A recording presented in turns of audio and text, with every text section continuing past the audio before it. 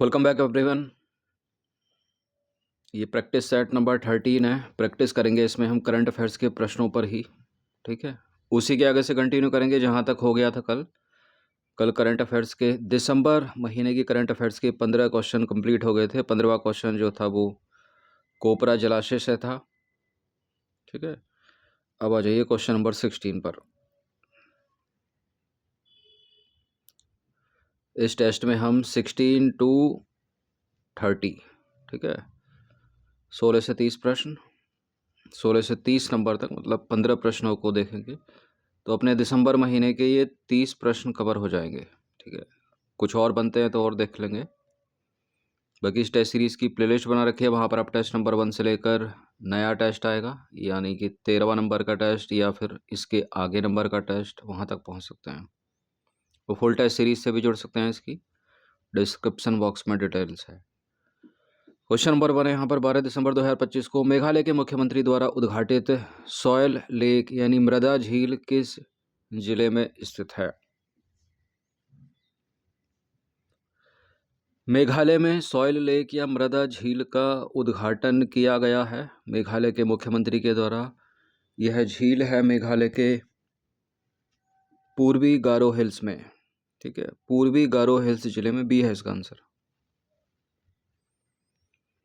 12 दिसंबर 2025 को मेघालय के मुख्यमंत्री कॉनरॉड के संगमा ने पूर्वी गारो हिल्स के विलियम नगर में नव विकसित सॉयल लेक यानी मृदा झील का उद्घाटन किया। यह झील नेंगसांग नदी घाटी परियोजना के अंतर्गत विकसित की गई है और इस पहल का उद्देश्य है एक महत्वपूर्ण जल निकाय का संरक्षण और पुनरुद्धार करना, पर्यावरण को बढ़ावा देना और शहर की प्राकृतिक सुंदरता को बढ़ाना। इस टेस्ट सीरीज़ की या फुल टेस्ट सीरीज से जुड़ सकते हैं, नंबर है इस पर व्हाट्सएप या कॉल करके, ठीक है। ये सीरीज़ इंपॉर्टेंट है, ना केवल किसी भी स्टेट के पीसीएस के लिए, क्योंकि सब में करंट अफेयर्स आती है। आने वाले जितने भी एग्ज़ाम्स हो, ठीक है, चाहे वो यूपीएसआई हो, आरआरबी एग्ज़ाम्स हो, टीचर एग्ज़ाम्स हो, सभी में इंपॉर्टेंट है। नंबर 17, निम्नलिखित कथनों पर विचार करेंगे। दो कथन यहाँ पर, कौन सा इसमें सही होगा? 20 से 28 नवंबर 2025 के मध्य 56वां भारतीय अंतर्राष्ट्रीय फिल्म महोत्सव पणजी यानी गोवा में आयोजित किया गया। इसमें वियतनामी फिल्म स्किन ऑफ यूथ ने प्रतिष्ठित गोल्डन पीकॉक पुरस्कार जीता। इस अंतर्राष्ट्रीय फिल्म महोत्सव का जो गोवा के पणजी में ही होता है, मतलब गोवा में ही होता है काफ़ी सालों से, सबसे प्रतिष्ठित या सबसे उच्च दर्जे का जो पुरस्कार है वो यही है, गोल्डन पीकॉक पुरस्कार। ये मिला है वियतनामी फिल्म स्किन ऑफ यूथ को। तो करेक्ट है दूसरा वाला स्टेटमेंट। और बिल्कुल 20 से 28 नवंबर 2025 के मध्य 56वां है ये अंतर्राष्ट्रीय फिल्म महोत्सव, गोवा के पणजी में हुआ। दोनों के दोनों करेक्ट है, सी है इसका आंसर। 20 से 28 नवंबर 2025 के मध्य 56वां भारतीय अंतर्राष्ट्रीय फिल्म महोत्सव गोवा पणजी में आयोजित किया गया और यह दक्षिण एशिया का एकमात्र फिल्म महोत्सव है जिसे international federation of film producers association द्वारा कॉम्पिटिटिव फीचर फिल्म्स कैटेगरी में मान्यता प्राप्त है। और कब से हो रहा है ये? इसकी स्थापना हुई थी 1952 में, ठीक है। इसमें एशले मेफेयर द्वारा निर्देशित वियतनामी फिल्म स्किन ऑफ यूथ ने प्रतिष्ठित गोल्डन पीकॉक पुरस्कार जीता है, याद रखिएगा। देखिए, वर्ष 2004 से इस महोत्सव का स्थायी स्थल गोवा है। यहाँ ये हर साल संयुक्त रूप से नेशनल फिल्म डेवलपमेंट कॉरपोरेशन, सूचना एवं प्रसारण मंत्रालय भारत सरकार तथा एंटरटेनमेंट सोसाइटी ऑफ गोवा यानी गोवा सरकार द्वारा आयोजित किया जाता है।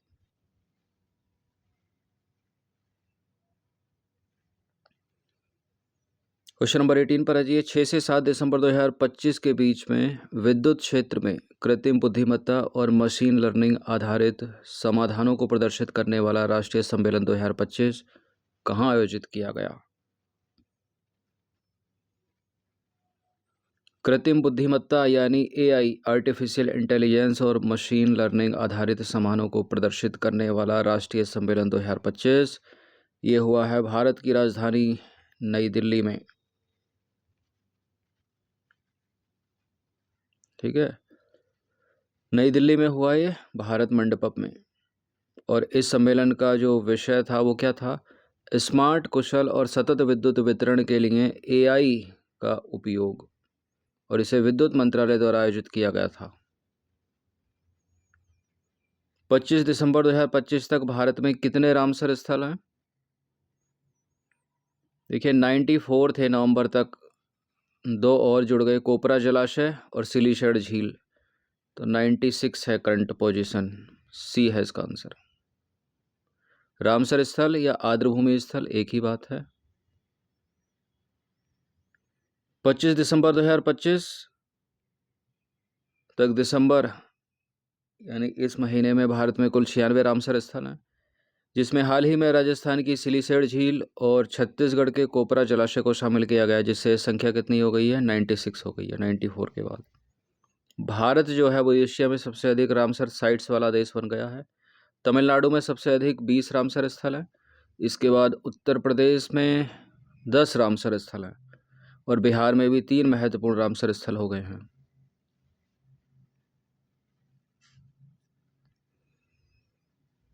अब अगला प्रश्न भारत में रामसर स्थल के संबंध में ही है। निम्नलिखित में से कौन सा कथन गलत है? 4 हैं यहाँ पर, 3 करेक्ट होंगे इसमें, एक जो है वो गलत होगा, उसी को ढूंढना है। भारत के पहले रामसर स्थल चिल्का झील और केवलादेव राष्ट्रीय उद्यान हैं, यही हैं, कोई और है? भारत का सबसे बड़ा रामसर स्थल सुंदरबन है, यानी पश्चिम बंगाल में है। भारत का सबसे छोटा रामसर स्थल रेणुका वेटलैंड है, अगर पूछ ले कहाँ पर है तो हिमाचल प्रदेश में है। और भारत ने 1 फरवरी 1992 को रामसर कन्वेंशन पर हस्ताक्षर किए थे। इसमें एक तो पक्का इनकरेक्ट है। भारत के पहले रामसर स्थल चिल्का झील और केवलादेव राष्ट्रीय उद्यान, ठीक है, ये करेक्ट है, ठीक है। राजस्थान, उड़ीसा। देखिए भारत का सबसे बड़ा रामसर स्थल सुंदरबन है, पश्चिम बंगाल में, ठीक है। सबसे छोटा रेणुका वेटलैंड है, हिमाचल प्रदेश में, ये भी ठीक है। भारत ने 1 फरवरी 1982 को रामसर कन्वेंशन पर हस्ताक्षर किए थे, 92 नहीं, ठीक है। भारत के पहले रामसर स्थल चिल्का झील उड़ीसा की और केवलादेव राष्ट्रीय उद्यान राजस्थान। भारत का सबसे बड़ा रामसर स्थल सुंदरबन है, पश्चिम बंगाल में। सबसे छोटा रामसर स्थल रेणुका वेटलैंड, हिमाचल प्रदेश में। और रामसर कन्वेंशन भारत ने 1 फरवरी 1982 को इस पर हस्ताक्षर किए थे। ये बहुत इंपॉर्टेंट है, याद रखिएगा इसको। क्वेश्चन नंबर 21 पर आ जाइए। 5 से 6 दिसंबर 2025 के बीच में अर्थ समिट 2025 कहाँ आयोजित किया गया? अर्थ समिट 2025 हुआ है गुजरात के गांधीनगर में, डी है इसका आंसर, ठीक है।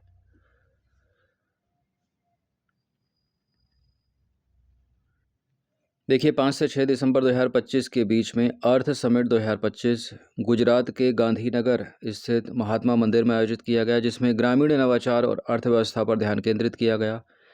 एक चीज़ और याद रखिएगा, इससे पहले नवंबर 2025 में हैदराबाद में एक प्रारंभिक कार्यक्रम आयोजित किया गया था अर्थ समिट के नाम से, लेकिन उत्तर हैदराबाद नहीं हो जाता है, उत्तर गांधीनगर ही करेक्ट होगा, ठीक है। अगर गांधीनगर नहीं है तब हैदराबाद हो जाएगा, क्योंकि एक छोटा सा कार्यक्रम नवंबर 2025 में हैदराबाद में प्रारंभिक कार्यक्रम के रूप में आयोजित किया जा चुका है, लेकिन 5 से 6 दिसंबर 2 दिन अर्थ समिट 2025 गुजरात के गांधीनगर में स्थित महात्मा मंदिर में आयोजित किया गया।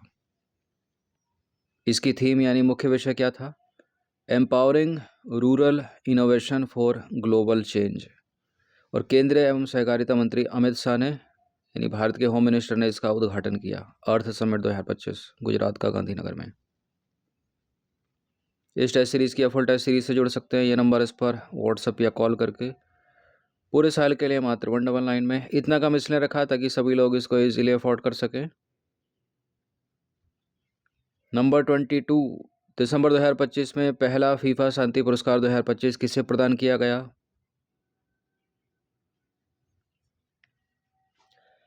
देखिए इंडिया और पाकिस्तान की वॉर रुकवाई, यूक्रेन और रूस की वॉर रुकवाई, ऐसा ये सोचते हैं, ठीक है। और चाह रहे थे कि इनको नोबेल पीस प्राइज़ मिल जाए 2025 का, ठीक है। नोबेल शांति पुरस्कार तो मिला नहीं, इसलिए इन्होंने खुद का ही पुरस्कार ईजाद कर लिया, जिसका नाम है फीफा शांति पुरस्कार 2025, और पहला ही मिला है डोनाल्ड ट्रंप को, तो ए है इसका आंसर। दिसंबर 2025 में पहला फीफा शांति पुरस्कार 2025 अमेरिका के राष्ट्रपति डोनाल्ड ट्रंप को प्रदान किया गया। उन्हें यह पुरस्कार वॉशिंगटन में फीफा 2026 विश्व कप ड्रॉ के दौरान प्रदान किया गया। फीफा के अध्यक्ष जियानी इन्फेंटिनो ने उन्हें यह सम्मान प्रदान किया। और जो होने वाले मतलब आने वाले जो फीफा विश्व कप है 2026 का, संयुक्त रूप से मेजबानी कर रहा है उसकी नॉर्थ अमेरिका, उत्तरी अमेरिका। उत्तरी अमेरिका में आते हैं मैक्सिको, कनाडा और अमेरिका।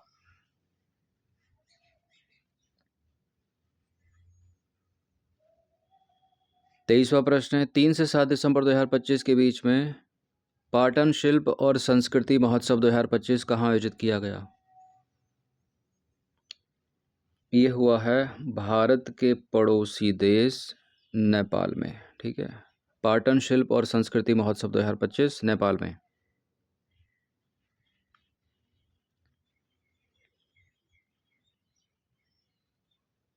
3 से 7 दिसंबर 2025 के बीच में पाटन शिल्प और संस्कृति महोत्सव 2025 नेपाल के ललितपुर में आयोजित किया गया। एक ललितपुर उत्तर प्रदेश में भी है।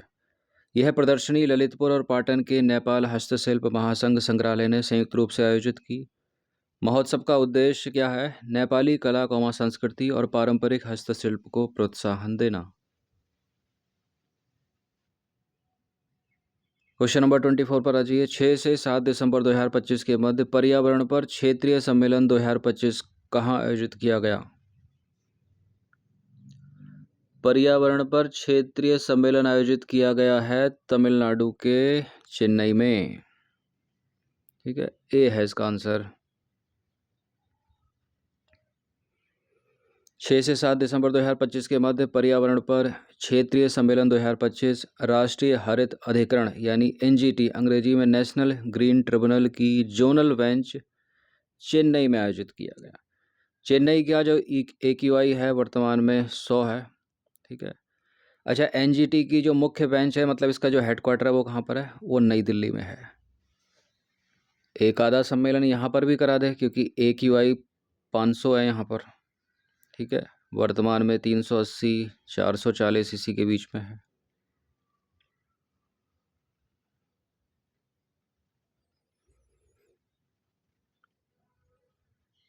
चलिए 25वां प्रश्न है, निम्नलिखित कथनों पर विचार करेंगे। 4 से 5 दिसंबर 2025 के बीच में रूस के राष्ट्रपति व्लादिमीर पुतिन भारत की राजकीय यात्रा पर रहे थे क्या? और यह वर्ष यानी 2025 भारत और रूस के बीच रणनीतिक साझेदारी की घोषणा की 25वीं वर्षगांठ है।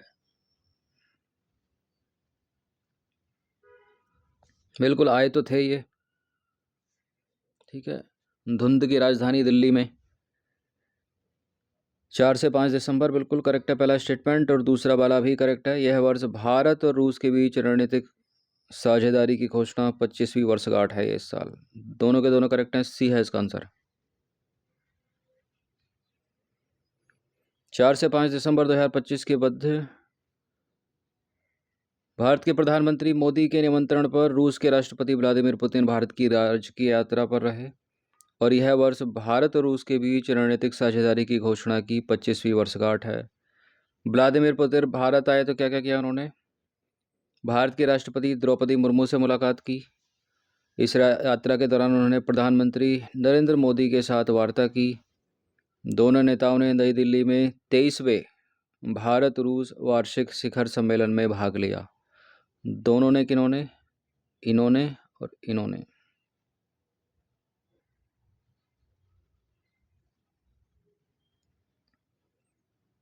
नेक्स्ट क्वेश्चन 26वां प्रश्न है। 5 दिसंबर 2025 को वार्षिक विचार एवं नवाचार प्रतियोगिता और संगोष्ठी इनो योद्धा 2025 कहाँ आयोजित हुई? मुंबई में, ग्वालियर में, बेंगलुरु में, नई दिल्ली में। इनो योद्धा ये इंडियन आर्मी से रिलेटेड है। इनो योद्धा हुआ है नई दिल्ली में। डी है इसका आंसर।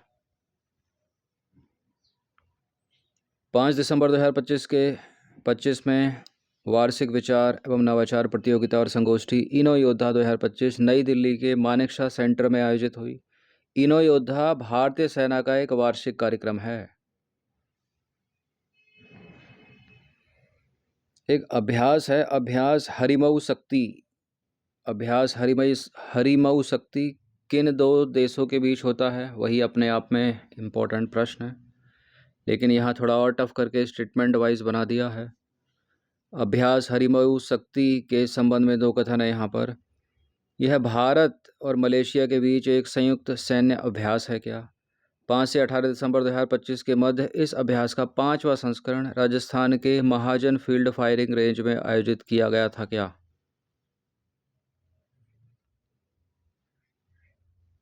मिलिट्री एक्सरसाइज हरिमऊ शक्ति बिल्कुल भारत और मलेशिया के बीच में होती है ये, और 5वां संस्करण था इस बार 2025 में, 5 से 18 दिसंबर के बीच में हुआ राजस्थान में, राजस्थान के महाजन फील्ड फायरिंग रेंज में। तो दोनों के दोनों करेक्ट हैं, तो सी हो गया इसका आंसर।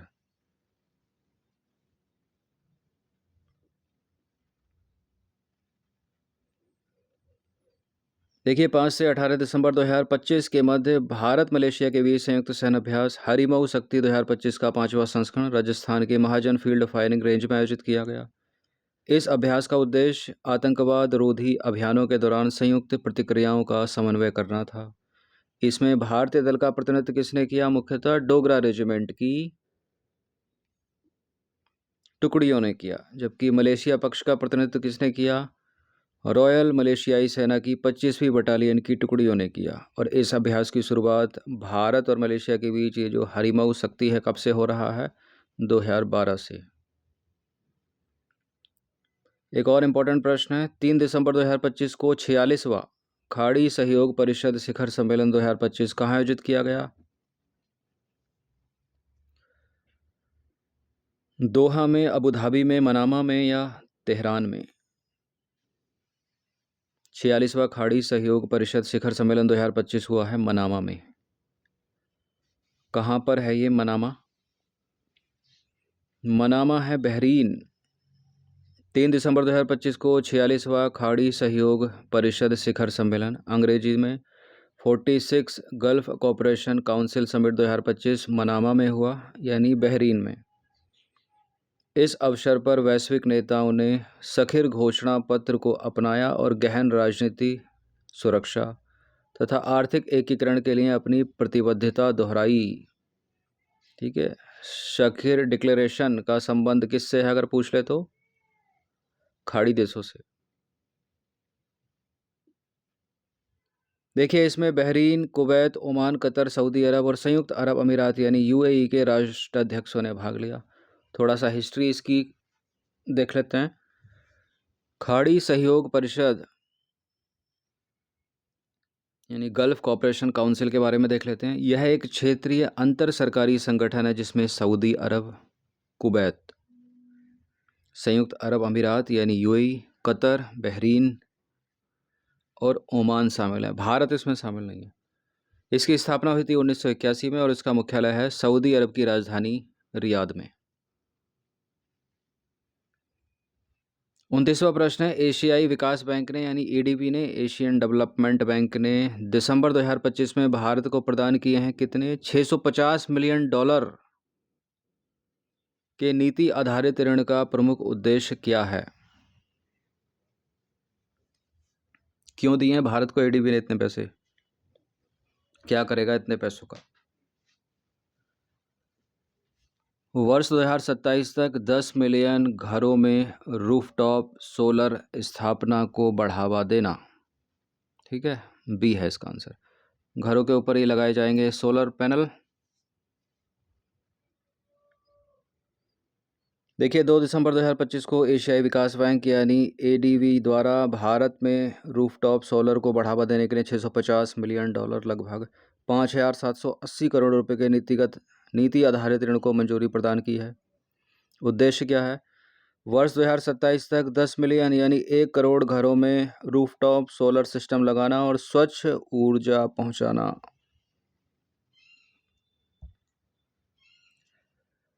देखिए स्वच्छ ऊर्जा के नाम पर जो ये सोलर पैनल लगाए जाएंगे, ठीक है, ये जो सोलर पैनल होता है इसके ऊपर ग्लास होता है, इतने ग्लास का, इसकी भी एक लिमिट होगी, एक एज होगी, इस इतने ग्लास का रिसाइकल कैसे होगा, ठीक है। उसके लिए कितनी फैक्ट्रियाँ और लगाई जाएंगी उसकी रिसाइकलिंग करने के लिए। अच्छा, ऐसे तो एनर्जी देगा नहीं, इसके लिए बैटरी भी चाहिए, उस बैटरी का रिसाइकल कैसे होगा, इन सब से कितना कार्बन एमिशन होगा, ठीक है। न केवल भारत में, पूरी पृथ्वी पर 800 करोड़ की आबादी है, ठीक है, कहाँ जाएगा इतना ग्लास का कचरा, सोचने वाली बात है।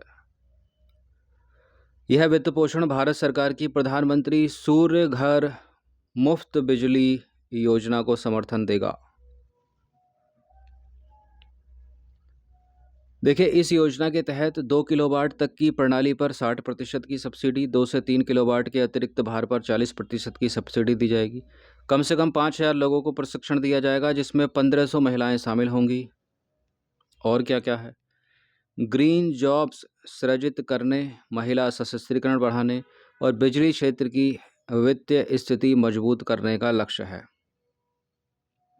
ठीक है। ग्रीन जॉब्स के नाम पर होगा तो कार्बन एमिशन ही, ठीक है। देखिए, योजना से प्रतिवर्ष लगभग 2.88 करोड़ टन कार्बन मोनोऑक्साइड यानी CO उत्सर्जन में कमी होगी।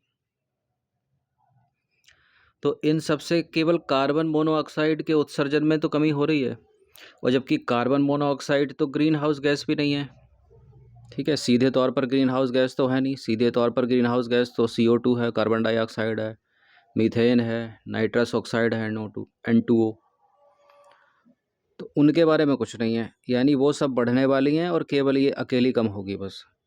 और भारत के 30 गीगावाट रूफटॉप सोलर लक्ष्य में यह प्रमुख योगदान देगा।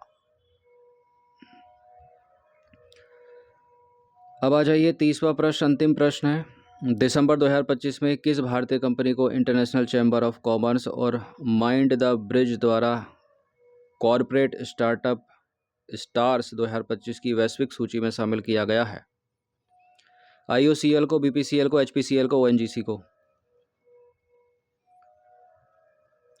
30 दिसंबर 2025 में किस भारतीय कंपनी को इंटरनेशनल चैम्बर्स ऑफ कॉमर्स और माइंड द ब्रिज द्वारा कॉरपोरेट स्टार्टअप स्टार्स 2025 की वैश्विक सूची में शामिल किया गया है? BPCL को, यानी भारत पेट्रोलियम कॉरपोरेशन लिमिटेड को। बी है इसका आंसर, BPCL। दिसंबर 2025 में भारत पेट्रोलियम कॉरपोरेशन लिमिटेड को इंटरनेशनल चैम्बर ऑफ कॉमर्स और माइंड द ब्रिज द्वारा दुनिया भर के शीर्ष 100 कॉपीराइट स्टार्टअप स्टार्स में से एक के रूप में मान्यता दी गई है। बड़ी बात है। BPCL इस प्रतिष्ठित सूची में जगह पाने वाली एकमात्र भारतीय कंपनी है, और यह जो घोषणा है पेरिस स्थित इंटरनेशनल चैम्बर ऑफ कॉमर्स के मुख्यालय में आयोजित एक समारोह में की गई। तो 30 प्रश्न अपने कवर हो गए हैं करंट अफेयर्स के दिसंबर महीने के, ठीक है। इनकी प्रैक्टिस कर लीजिएगा 1 से 2 बार, सभी एग्ज़ाम्स के लिए इंपॉर्टेंट है आने वाले। धन्यवाद। फुल टेस्ट सीरीज़ से जुड़ सकते हैं, ये नंबर है, इस पर कॉल या व्हाट्सअप करके, ठीक है। यही नंबर है गूगल पे, फ़ोनपे, व्हाट्सअप, सभी पर।